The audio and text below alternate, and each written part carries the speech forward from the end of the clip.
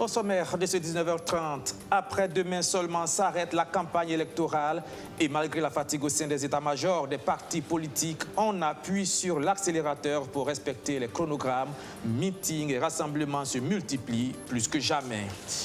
Côte d'Ivoire, Gabon, États-Unis d'Amérique, la diaspora burkinabé est aussi en mode campagne électorale. Toutes les images et les discours dans ce journal. Et puis, s'il y avait encore un doute sur le choix du candidat qu'il allait supporter, il a été levé ce matin. Le MODEM soutient Roch Marc Christian Kaboré. Nathanaël Ouedraogo et ses amis démissionnaires de l'UPC ont annoncé face aux journalistes ce 18 novembre. Voilà pour le sommaire. Mesdames et messieurs, bonsoir et bienvenue à ce 19h30. Il ne reste plus que 2 jours aux candidats à la présidentielle et aux législatives pour convaincre les électeurs encore indécis. À 48 heures de la fin de la campagne électorale, les meetings, rassemblements et autres réunions à caractère politique se multiplient. Que s'est-il passé dans les provinces et les régions? Nous irons aussi au sein de la diaspora, en Côte d'Ivoire, au Gabon et aux États-Unis d'Amérique, en route pour Kosiam.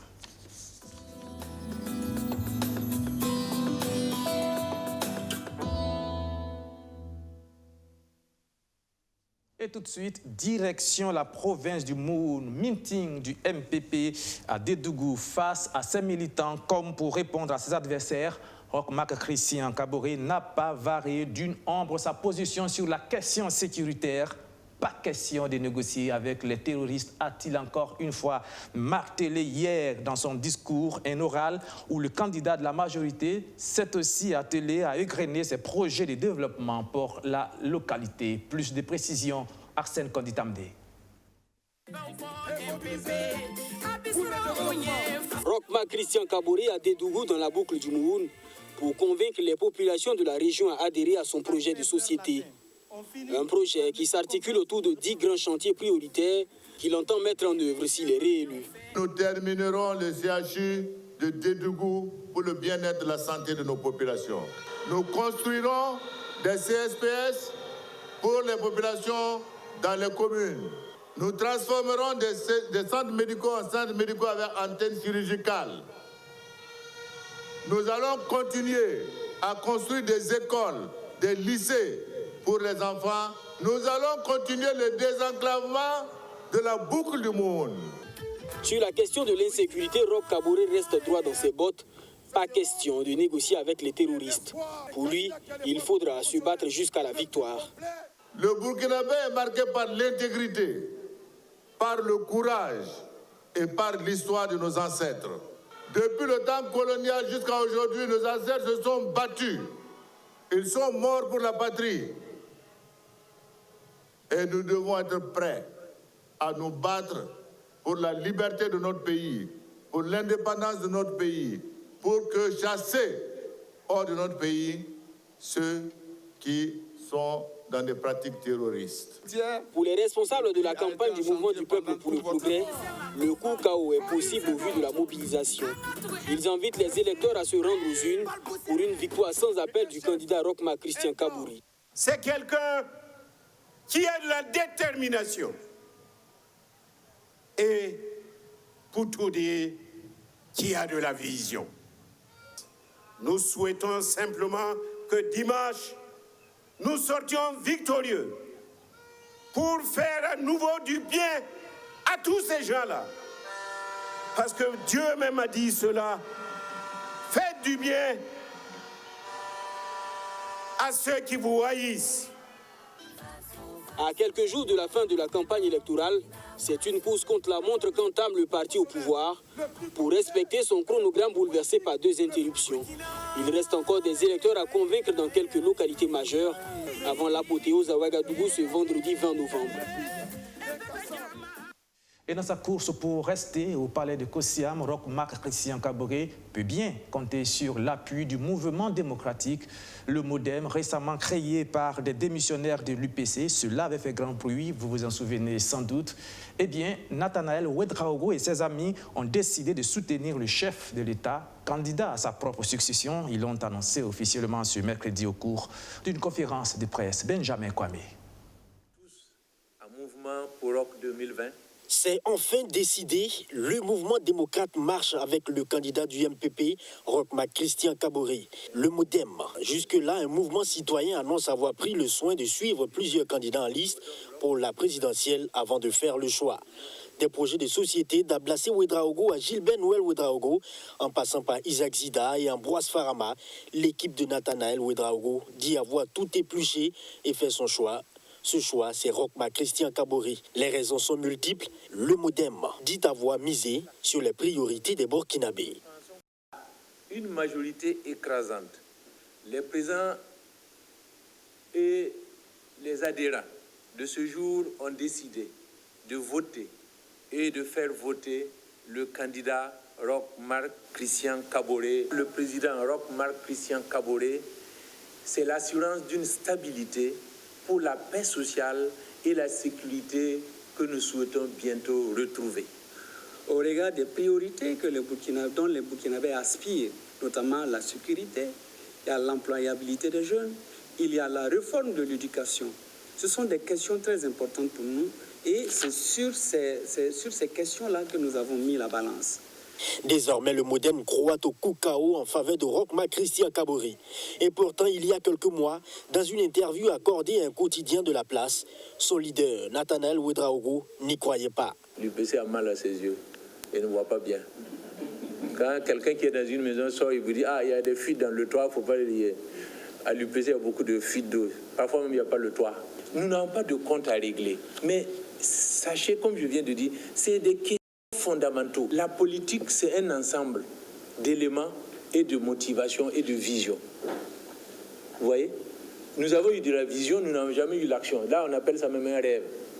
Nous sommes maintenant à une phase où nous pensons que cette vision-là peut être partagée et réalisée, et ça, ce ne serait plus un rêve. Sur des spéculations et rumeurs faisant cas d'achat de conscience et de distribution de billets de banque pour l'adhésion à la majorité présidentielle, le mouvement démocrate ne se reconnaît pas dans ces affirmations.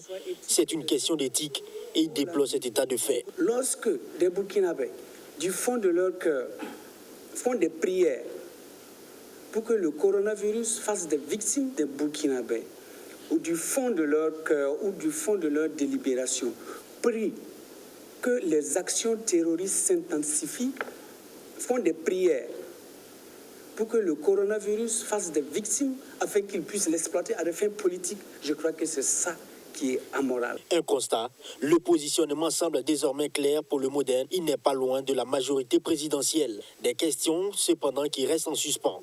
Quels sont les objectifs du MODEM? Que compte-t-il apporter de nouveau dans la pratique politique? Nathanaël Ouedraogo et ses camarades annoncent une sortie officielle de clarification dans les tout prochains jours. Nathanaël Ouedraogo, vous venez de l'entendre, qui décide de miser sur Roch-Marc Christian Kaboré après avoir été directeur national des campagnes de l'UPC en 2015. Ce sont donc d'autres hommes qui sont aux côtés de Zéphirin Diabré qui multiplient les meetings pour le scrutin du 22 novembre prochain. Le candidat de l'Union pour le progrès et le changement s'est rendu hier dans le sud-ouest. Ambiance, Rémi Lambert-Nébier. Sur le trajet qui mène à Gawa, capitale de la région du sud-ouest, le candidat de l'UPC a multiplié les contacts avec les militants et sympathisants du parti. Meeting du jour comme de nuit à Boromo et à Dano, rencontre avec les militants à Dissine. Zéphirin Diabré a salué au cours de ces rencontres la mobilisation constante des militants du sud-ouest, une région qu'il qualifie de bastion de l'UPC. Et aux femmes de la région de lui traduire toutes leurs attentes. Les femmes du sud-ouest, par ma voix, vous disent qu'elles sont fatiguées. Fatiguées des corvées d'eau. Fatiguées de la dépendance économique. Fatiguées de la gratuité des soins sans médicaments. Fatiguées de vendre des arachides. De fabriquer et vendre du beurre de karité. Fabriquer et vendre du sumbala pour payer la scolarité de leurs enfants qui se retrouvent ensuite sans emploi. Déclaré fils de la région à Dano et rebaptisé Zéphirin d'Abiré, Zeph a brandi le livre dans lequel son programme est consigné comme étant le manuel de la bonne nouvelle du développement. Il fait 353 pages. Ceux qui sont venus ici, Yana là, est-ce qu'ils ont montré un programme comme ça? Est-ce qu'ils ont montré un programme comme ça? Et ils sont venus faire des discours. Nous, on est venus parler de développement et de progrès du Burkina Faso. Dès le 23 au matin, ceux qui nous attaquent là, ils vont savoir qu'il y a un garçon accrochable.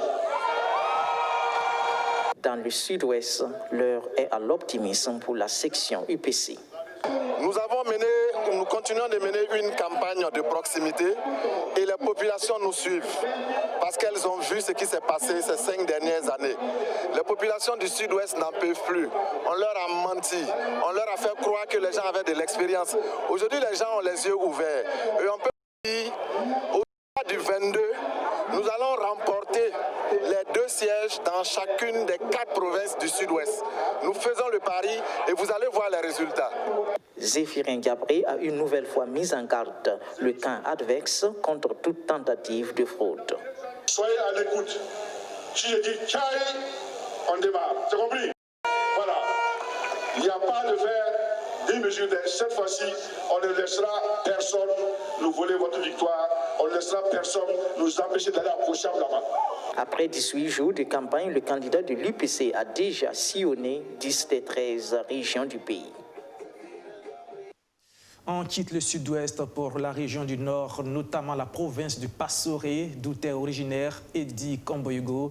Quand le candidat du CDP se rend donc dans cette province pour un meeting, c'est peu de choses que de dire qu'il se retrouve en territoire conquis. La preuve dans ce reportage signé Abdourazak Traoré.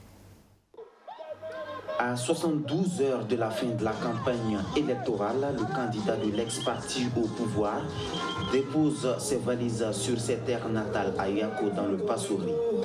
Dans le Passoré qui lui a donné son tout premier et dernier mandat électif en tant que député en 2012, Eddy Kamboyogo, plein d'émotions, commence par rendre hommage à un autre fils de la localité avec qui il est très proche. Général Gilbert Guingéré, qui est mon grand frère, par qui cette terre, le Passoré, a connu la construction et le développement. J'ai une pensée pour lui, parce qu'au milieu de ces 4 murs, il pousse un sourire.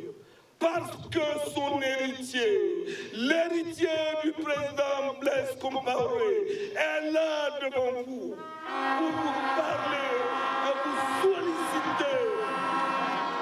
vous solliciter votre vote afin que le CDP revienne au pouvoir. Le général Djendjéré, mais aussi son époux Fatou Djendjéré et l'ancien premier ministre de la transition Yacouba Isaac Zida, également fils de la province.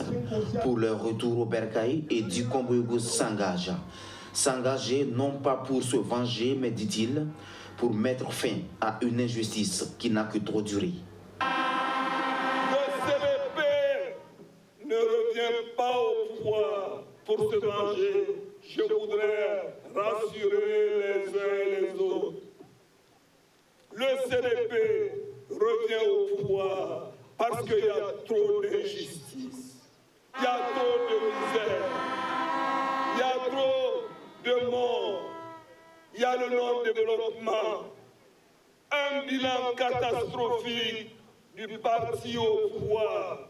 L'émotion mettrait les gauches, mais Dieu Tout-Puissant l'a a ouvert ma voix pour que je vous parle, chers frères et sœurs. Et il y a un digne fils du Passoré, une digne fille du Passoré. Votre roi ne doit aller nulle part qu'au sein du CDP.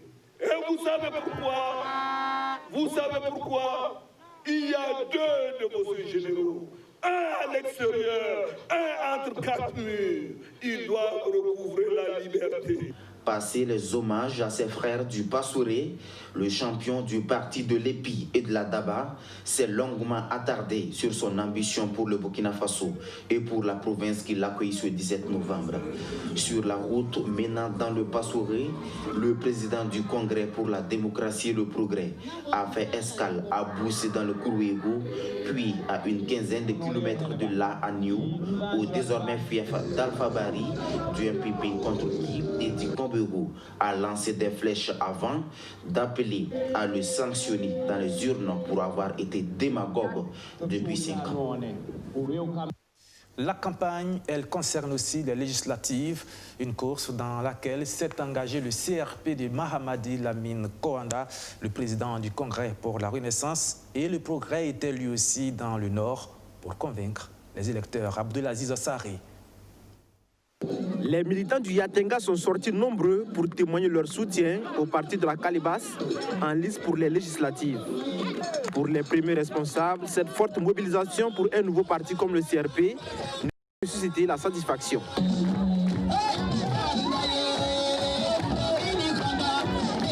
Pour Mahamadi Kouanda, le candidat idéal à la présidentielle, capable de relever les défis auxquels est confronté le Burkina Faso, s'appelle Roch-Marc Christian Kaboré. En effet, moi-même j'étais pour Roch et la majorité était pour Roch. On n'a pas fait de vote ni de main levée. Chacun a pris la parole et chacun a démontré en quoi Roch est le meilleur, vu la situation, l'ami vous l'accompagner, qui connaît déjà la situation et qui l'a promis, parce que nous l'avons rencontré avant, et qui nous a promis que s'il est élu, dans 5 mois, il va finir le problème de crise que nous vivons. Donc pour nous, il y a une garantie. Pour les législatives, l'ancien cacique du CDP demande aux militants de voter le CRP. L'objectif du Congrès pour la Renaissance et le progrès est de créer un groupe parlementaire à l'hémicycle. Le message du CRP, c'est d'abord la paix, l'unité, le concorde et vivre ensemble. Et demander aux Burkinabés d'être debout, ne pas nous laisser abattre par les gens, par les ennemis de Dieu qui s'appellent terroristes. Nous devons regarder en face. Un Peul égale un Yara. Un Yara égale un Mossi. Un Mossi égale un Gourmaché. Nous sommes 12 à 15 nationalités au Burkina Faso, qui ont le même droit et devoir. Nous ne devons pas accuser aucune nationalité pour des raisons quelconques. Je suis contre. Et j'estime que si on se laisse aller dans ça là, c'est donner la force à nos ennemis. Avant de se rendre dans la cité de Nabakango, le président du Congrès pour la Renaissance et le progrès CRP a d'abord rencontré les déplacés internes dans l'arrondissement 9 de Ouagadougou. Mahamadi Kouanda leur a remis une enveloppe financière en guise de solidarité, puis les a invités à voter pour son parti. À présent, nous entamons notre tour de campagne au sein de la diaspora. Et je vous amène d'abord en Côte d'Ivoire, à Abidjan, où les militants du CDP se sont réunis dans le quartier de Trècheville. Ils se sont apaisantis sur le projet de société de leurs candidats, surtout concernant le chapitre sur les Burkinabés de l'extérieur. Le récit de Roméo Koïta. La conquête de l'électorat de la diaspora est en marche. Le CDP veut s'offrir les voix des 5000 électeurs inscrits en Côte d'Ivoire. Au cours de cette rencontre électorale dans la commune de Trècheville, les responsables locaux du parti ont décliné les 21 défis et chantiers prioritaires du candidat Edi Kombego aux militants et sympathisants du parti, de l'Épi et de la Daba. Ils ont aussi exposé ce que prévoit leur champion pour la diaspora.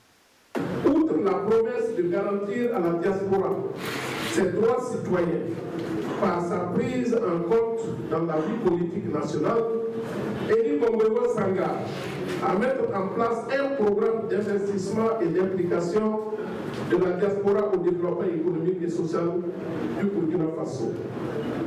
Dans la conquête de Kosiam, il se joue également la question du bien-être de la diaspora burkinabé en Côte d'Ivoire, avec plus de 3 millions de compatriotes. Dans le programme de Edi Kombego, cette diaspora devrait disposer d'un secrétariat permanent, une institution qui aura pour mission d'œuvrer à leur plein épanouissement. Ce programme devra permettre des facilités fiscales et administratives et mettre en place un secrétariat permanent efficace de suivi au niveau du Conseil supérieur des Burkinabés de l'étranger. Chers camarades, Voilà pourquoi nous devons sortir massivement le 22 novembre prochain pour aller voter Edi Kombouego et non personne d'autre. Son ambition est de rebâtir les voies de l'émergence du Burkina Faso, apaiser les cœurs, effacer les stigmates des crises passées, recréer les conditions pour renouer avec la croissance économique et gouverner avec une approche de justice sociale et de solidarité. Démocratie, progrès, justice, je vous remercie. Au cours de cette rencontre, les sous-sections du parti se sont engagées à descendre dans l'arène pour convaincre les électeurs à faire confiance à Edi Kombouego. Les 5493 votants inscrits en Côte d'Ivoire sont repartis dans 3 grandes villes où se tiendront les votes. Près de 4000 à Abidjan, environ 900 à Soubré et 600 à Boaké, deuxième grande ville du pays. Au Gabon maintenant, à Libreville, ce sont les militants de l'UPC qui se sont mobilisés pour amener la majorité des 3000 électeurs à renouveler, à faire confiance, pas renouveler, à faire confiance à Zéphirin Diabré. Récit Benjamin Kwame.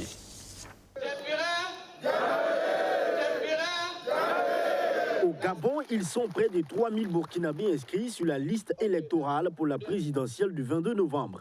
À Libreville, les militants de l'Union pour le progrès et le changement UPC resserrent les rangs avant le jour du vote. Et c'est à travers un meeting de mobilisation. Les Lions indiquent avoir pris 10 ans pour mettre en place le parti au Gabon. Aujourd'hui, ils sont convaincus que le candidat Zéphirin Diabré va rejoindre le palais de Kosiam au soir du 22 novembre. Au Gabon, l'UPC passe haut la main. Nous sommes au soir de notre victoire. On a fait 10 ans et aujourd'hui, on va aller à Kosiam. Ici au Gabon, nous avons promis au candidat vraiment une victoire écrasante. On doit applaudir pour ça. Mais pour y arriver, les militants doivent rester disciplinés lors des votes et ne pas céder aux provocations, conseillent les responsables du parti. Chassons nous abstenir des provocations. Chassons nous abstenir des comportements déviants. Le Gabon, on a plus de 3000 inscrits, 3000 votants. Est-ce que vous vous imaginez qu'à cause un mauvais comportement d'une seule personne, tout notre travail là est tombé à l'eau? Je vous en prie, affichons des comportements responsables. Les militants venus de tous les quartiers de Libreville ont été aussi sensibilisés sur la corruption électorale. Et le moins qu'on puisse dire, c'est qu'ils s'engagent avec Zef pour éviter que ce mal gagne les siens et les Burkinabés en général. La corruption, ce n'est pas seulement à l'époque des élections, mais je pense que la corruption était là depuis. Et tous les pays, je pense, qui sont touchés maintenant par cette corruption. Mais je pense, ce qui concerne la diaspora, je parle en termes de militants de l'UPC. Je pense que c'est des personnes responsables. Voilà, c'est des personnes qui ne vont pas se laisser faire avec les billets de 10 000. C'est par conviction intellectuelle. Nous achètent la conscience. Nous avons vu que vos projets, vos programmes, vos projets de société vont nous sauver. Votre projet va nous sauver et nous n'attendons que cela. Les Lions et les Lionnes du Gabon ont été également sensibilisés sur le processus et le mode de vote. Sur la carte d'électeur, c'est écrit bureau de vote numéro 2, c'est à l'ambassade du Burkina, au sein même de l'ambassade. Mais quand sur ta carte d'électeur, c'est écrit ambassade tout court, c'est au lycée Léomba. Les militants de l'Union pour le progrès et le changement au Gabon donnent l'assurance totale que tout est mis en œuvre pour que le vote se passe dans les meilleures conditions. Il faut le rappeler, c'est la première fois que la diaspora burkinabé a la possibilité de voter à l'élection présidentielle. Et on termine hors du continent, aux États-Unis d'Amérique, à Washington. Coronavirus oblige, pas de grand rassemblement. On se retrouve en petit comité. C'est la formule qu'ont choisi les militants du MPP de la capitale américaine. Mais cela n'a en rien entamé leur optimisme quant à la victoire de leur candidat au soir du 22 novembre prochain. Notre correspondant à Washington, Hassan Nakro. Placé Comment faire triompher la victoire de Rochma Christian Kaboré, le candidat du mouvement du peuple pour le progrès MPP, au soir du 22 novembre ici aux États-Unis? C'est l'objectif de cette rencontre des représentants du parti section Washington. Nous, le souhait le plus ardent et également ce qu'on a décidé ce soir, c'est de pouvoir galvaniser, demander à nos électeurs et également la communauté burkinabé vivant ici dans la région de Washington de pouvoir faire ressortir leur carte d'électeur et également nous soutenir pour cette élection le 22 novembre 2020. Et je vous dis que la majorité des Burkinabés ici sont derrière notre champion qui est notre président, Rochma Christian Kaboré. Et pour y parvenir, la stratégie adoptée pour avoir une forte mobilisation de la diaspora burkinabé de la région de Washington est simple. Nous avons de l'expérience en ce domaine. Pourquoi? Parce que malgré le Covid, nous avons développé des stratégies de contact pour mobiliser pas mal de personnes pour les votes bientôt du 22 novembre. Pour la section MPP de Washington, rien ne pourra recaler la victoire de leur candidat, donc pas de peur. Je suis très confiant qu'il va avoir. Comme à l'ouverture de la campagne à Bobo, vous avez vu le monde, le takokelen comme on dit en Djoula. Et donc, à Ouaga, c'est un coup KO. Nous avions déjà organisé plusieurs rencontres et ça a été une occasion pour nous de faire un test. Voilà, si bien qu'on n'a pas peur. Rendez-vous est pris au soir du 22 novembre 2020 pour le verdict final de ces élections.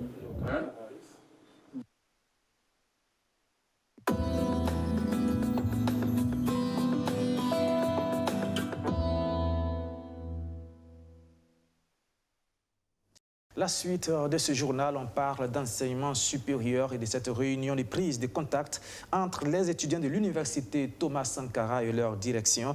Un exercice pour lancer la rentrée académique 2020-2021. Alexis Belemnaba. Autrefois Université Ouaga 2, le temple du savoir, rebaptisé Université Thomas Sankara, a accueilli ses nouveaux étudiants ce lundi 16 novembre 2020. Près de 27 000 étudiants ont échangé avec les différents responsables de l'université pour appréhender les différentes réalités de la vie universitaire, mais aussi pour être mieux orientés afin de réussir cette rentrée académique 2020-2021. Il était nécessaire et il était indispensable de tenir de telles rencontres pour pouvoir les orienter et aussi les sensibiliser pour qu'ils aient des comportements dignes de ce nom, d'une université. Donc je crois que au-delà de ce qui s'est passé, les questions-réponses, on peut dire que l'objectif est atteint. Maintenant, il nous faut aller sur le terrain pour mettre en œuvre vraiment toutes ces activités-là afin que l'université puisse rester dans son rôle. Nous sommes justement en train de commencer l'année 2020-2021. Le début, c'est aujourd'hui. C'est nous vont commencer les cours demain. Comme il a dit, nous sommes tous engagés. Ce n'est même pas une question de sauver. C'est une question d'abord de maintenir la vie dans les normes. Ils sont venus massivement pour accueillir les messages forts des responsables de l'université. Le directeur en charge des affaires académiques affiche sa satisfaction. Les étudiants d'abord ont répondu nombreux. Ils ont eu vraiment confiance à l'université Thomas Sankara et tous ceux qui sont orientés et qui savent qu'ils doivent prendre cours à l'université Thomas Sankara étaient sur le site. Et c'est déjà un motif de satisfaction. Deuxièmement, les étudiants présents ont accueilli favorablement les messages forts qui ont été donc prononcés. On estime et on espère que les étudiants vont retenir effectivement donc les bonnes méthodes, les bonnes façons de faire pour pouvoir évidemment maximiser leurs chances de succès dans cette université. De bonnes méthodes qui permettront aux nouveaux étudiants de maximiser leurs chances de succès, ces étudiants en ont déjà conscience et promettent de se mettre davantage au travail. J'aimerais adresser à mes compatriotes et aussi à mes chers camarades de se mettre véritablement au travail. Seul le travail peut nous récompenser. Seul le travail, comme le disait la représentante, seul le travail est notre premier époux. Et c'est pour cela que je voudrais encourager surtout la gente féminine à s'adonner plus aux études et de ne pas se laisser divertir, distraire par les choses qui vont à l'encontre, si je peux dire, de notre réussite. Des dispositions sont prises par la Sotraco, la société de transport en commun de Ouagadougou, pour faciliter l'accès des étudiants au site. Des étudiants qui voudront peut-être devenir créateurs d'entreprises à la fin de leurs études. C'est tout le sens de ce concours dénommé Pépites d'entreprise organisé par la télévision BF1 et dont la finale a eu lieu le 7 novembre dernier. Eh bien, ce sont les retrouvailles entre tous les finalistes de ce concours et leur parrain, le PDG de Coris Bank. Occasion pour ce capitaine d'entreprise de prodiguer de sages conseils à ses filleuls, Majid Bakouan. Et on termine là-dessus. Les finalistes de Pépites d'entreprise accompagnés par le directeur général de la télévision BF1, reçu par le parrain de l'édition 2020, Idrissa Nassa, PDG de Coris Bank International, a tenu à féliciter les organisateurs pour la qualité de l'émission qui fait la promotion de l'entrepreneuriat des jeunes au Burkina Faso. Occasion pour lui de prodiguer des conseils à ses filleuls pour la réussite de leurs activités. Et je voudrais vous féliciter chacun d'entre vous pour vos différents parcours et vous encourager à poursuivre comme vous l'avez déjà commencé et à faire en sorte que nous puissions être fiers de vous, de vos entreprises et de l'élan économique que vous allez donner à la jeunesse. C'est très important. Il faut savoir qu'à travers vous aujourd'hui, les jeunes vous les gardent et de votre réussite dépendra la motivation que vous allez engendrer dans l'esprit de beaucoup de jeunes. Prenant la parole, les finalistes ont à leur tour félicité le parrain pour son accompagnement durant leur parcours à l'émission, avant d'expliquer comment ils comptent développer leurs activités pour ne pas le décevoir.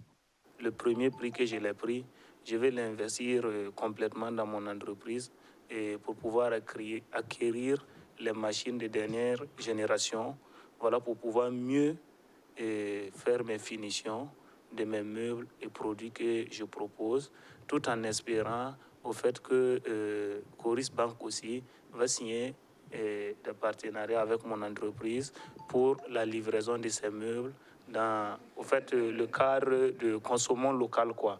Des meubles, qu'on ne voit plus des meubles importés à Coris Bank, que ce soit confectionné par Sanfo, menuiserie bois et métallique. Je vous remercie, parrain. Au regard de la réussite de la première édition, le parrain promet de mettre encore la main à la poche. Dans les jours à venir, il devra signer une convention de 250 millions de francs CFA avec la télévision BF1 pour accompagner l'émission sur une durée de 5 ans. De quoi réjouir les premiers responsables de la chaîne au cœur de nos défis. Le parrain aurait pu ne pas être là, on aurait pu faire Pépites d'entreprise, mais ça aurait pu ne pas avoir l'envergure que ça a eu aujourd'hui. Donc, une chose est d'avoir l'idée, une autre chose est d'avoir les personnes qui accompagnent et qui permettent véritablement de construire le projet à une certaine hauteur. Une fois de plus, merci, monsieur le parrain.